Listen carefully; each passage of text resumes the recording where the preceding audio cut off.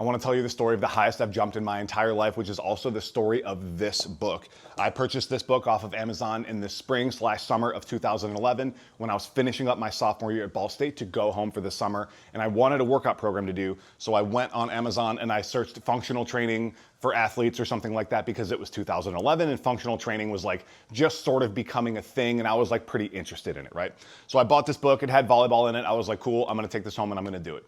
And I did the program. It was different. It was a lot of stuff I'd never done, and I think that was the reason it worked. It was a lot of like sprinting work. It was a lot of like I remember like yeeting med balls over my head. I was throwing kettlebells. I was doing sprint drills, and I was doing true plyometrics, like real like sprinting plyometrics for the first time ever. And I did a lot of it barefoot because I was in my parents' backyard.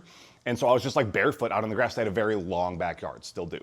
And you never really know if any of this is working, but then I went back for camp over the summer where we would, the players would host the camp and then you teach the kids, but then we would play.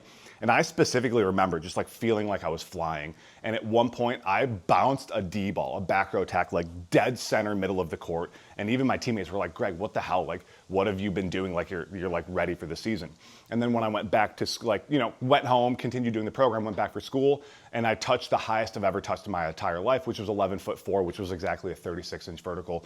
And a lot of that most of it attributed to this program and what I was doing with this. And then because I went back to school, I left that at my parents' house. I didn't bring it with me because then I wanted to do it again the next summer. But the problem is I never went back. I ended up staying because I was going to grad school. So after my senior year, I stayed at Ball State because I was working. And then I went to grad school. The book got lost and never had the chance to do it again, or so I thought. There is a part 2 of this story. Obviously, I have a copy of it with me, but it does not have a happy ending. So I will tell you that in part 2.